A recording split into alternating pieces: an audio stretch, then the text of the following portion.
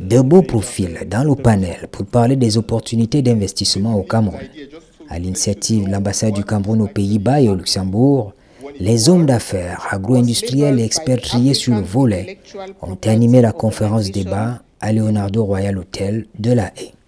La question centrale, comment attirer les investisseurs dans le domaine de l'agriculture et principalement les filières cacao, café et poivre. Je suis convaincue, mais je pense qu'on peut faire toujours mieux. Je sais que le Cameroun a mis en place des mesures incitatives pour attirer des investisseurs étrangers. Et je crois que ça s'est vu ce soir dans la salle avec des gens qui sentent qu'il y a quelque chose à gagner au Cameroun, il y a quelque chose à faire. Là, nous avons parlé de 3 filières, mais il y en a beaucoup d'autres. Il y a le manioc, il y a même des ressources naturelles et même le tourisme. Donc je pense et je crois que c'est le moment d'investir au Cameroun. Et je pense que alors je ne parlerai pas à la place du gouvernement, mais nous avons tout intérêt à attirer des investisseurs étrangers parce que c'est un des axes de développement pour nous.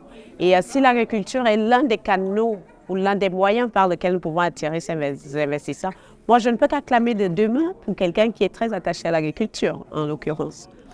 J'ai eu un discours qui est simple, que j'aime souvent répéter un peu partout où je passe pour parler du Cameroun. Savoir que notre pays est une terre d'opportunités, de grandes opportunités. Et très peu de personnes sont au courant des efforts qui sont mis en place pour faciliter l'investissement étranger. D'accord ? Notamment la présence de l'Agence pour la promotion des investissements qui a tous les canaux pour accompagner l'investissement privé, même public. Du coup, aujourd'hui, je leur rappelais simplement que s'ils souhaitaient un environnement où ils pouvaient rapidement capitaliser sur leur investissement, pouvaient rapidement se développer, tout en impactant l'économie du pays, alors c'était le Cameroun, que leur investissement est le bienvenu dans ce pays-là et qu'ils n'hésitent pas à venir investir parce que l'État, de toutes les manières, est le garant de ces investissements-là et l'État est là pour les protéger ces investissements. L'épineuse question de l'information est revenue sur la table de discussion et dans le domaine de l'agriculture, les Néerlandais et autres créateurs de richesses ont eu le bonheur de découvrir la plateforme Djangolo, permettant aux agriculteurs, entre autres, de planifier, de gérer et de distribuer leur production sans intermédiaire. Djangolo, en fait, c'est un écosystème qui a été créé dans le but de faciliter l'accès à l'information, d'une part, et faciliter l'accès au marché. Alors, c'est quoi l'accès à l'information? L'accès à l'information, en fait, c'est le process qui permet à tous les acteurs des chaînes de valeur de pouvoir avoir l'information qui leur permet de faire leur travail. Donc, si on prend le cas, par exemple, d'un éleveur de poules, c'est de savoir, en fait, chez qui il peut avoir les poussins et de savoir quelle est la variété de poussins, en fait, qui est adaptée à la zone où, en fait, il veut faire son élevage. De l'autre côté, on a besoin de savoir, en fait, quels sont les vétérinaires qui vont dans cette zone-là. On a besoin de savoir quels sont les transporteurs qui ont les équipements qui sont adaptés à l'aviculture.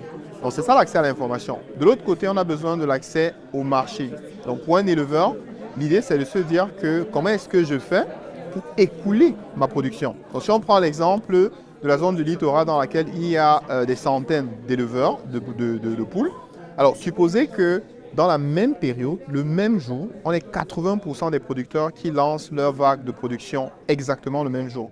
On peut prédire à partir de là, sur la base des informations, que dans 45 jours, il y aura une surabondance sur le marché.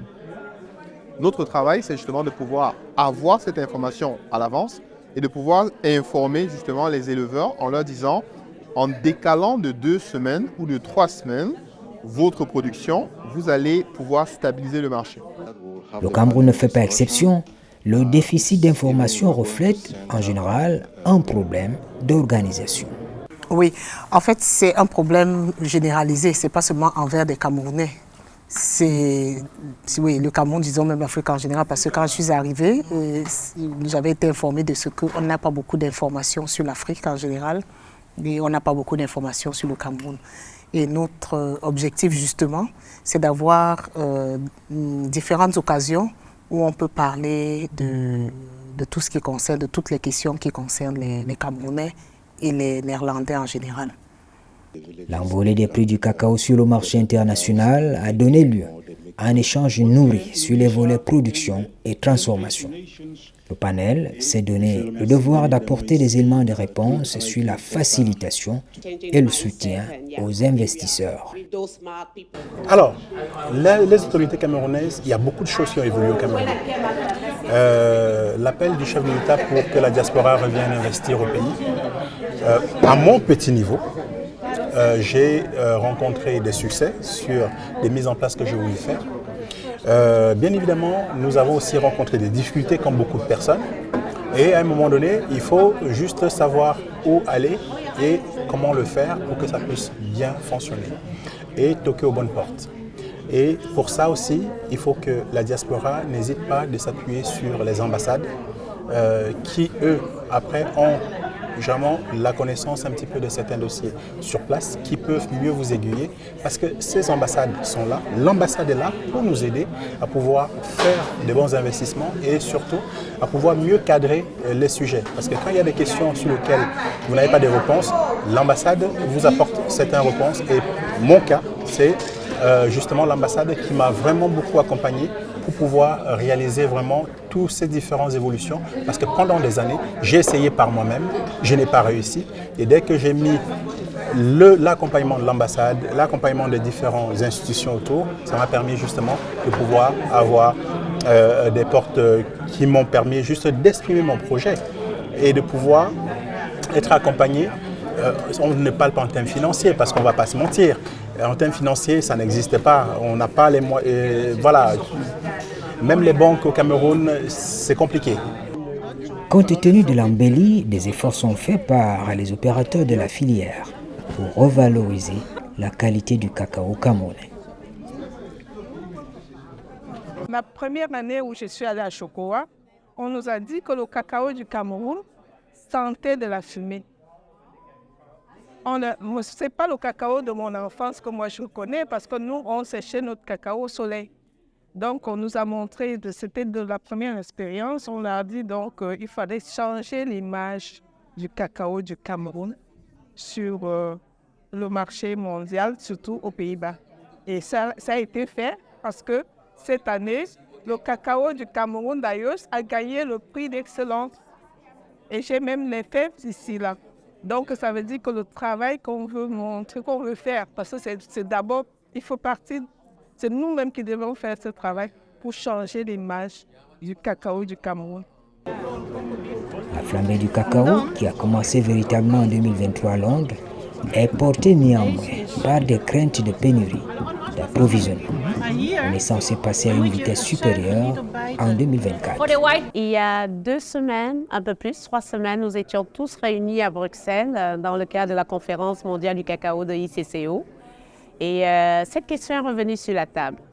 Les prix élevés du cacao en ce moment, ce n'est pas nécessairement le prix payé aux petits producteurs, sauf dans des contextes de libéralisation comme au Cameroun.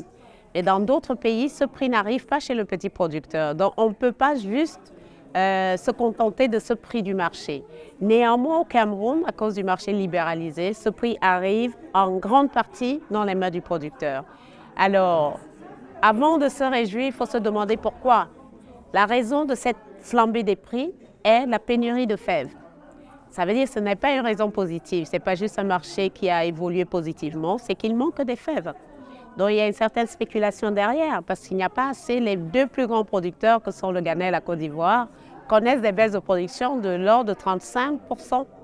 Alors quand on sait qu'ils produisent à 60% de la production, s'ils connaissent de telles baisses, toute la production mondiale est affectée. Alors c'est bien pour le producteur camerounais qui tire avantage de cette manne, mais voyons comment tout cela va évoluer. Mais je pense que c'est une vraie opportunité pour la production de cacao au Cameroun en ce moment. La somme d'informations mises à disposition sur la destination Cameroun a éveillé les papilles des potentiels investisseurs néerlandais.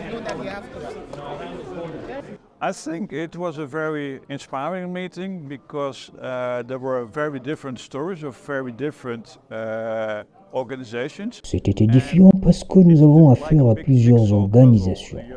C'était comme les pièces d'un puzzle, des éléments devant être assemblés en un tout pour avoir du sens. J'ai trouvé l'assemblage important, peut-être pas tout, mais ce qui était mis ensemble. There are more and more pieces putting together. In international business, we are Comme institut de formation, nous sommes intéressés par l'interaction entre les pays développés et les pays en développement. C'est donc l'une des raisons pour lesquelles je suis venu ici. Écouter ce que les gens disent et avoir des contacts. D'ailleurs, ma femme est camerounaise et naturellement, je suis content de voir que les produits tels que le chocolat proviennent du cacao du Cameroun. On a le café et le poivre. C'est intéressant de voir tout cela. De la production au marché, les agriculteurs camerounais sont confrontés à de nombreux défis. La conférence de l'hôtel Leonardo a ouvert des pistes de réflexion dans ce sens. Pour la semaine que nous avons organisée dans le cadre de la fête nationale du Cameroun.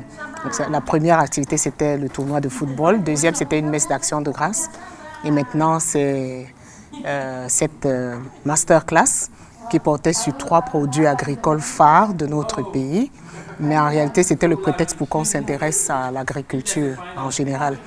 Donc, l'objectif, c'était justement d'attirer dans cette salle des personnes qui pourraient aider ou s'intéresser à la recherche dans le domaine de l'agriculture, à la transformation et également chercher des partenaires qui peuvent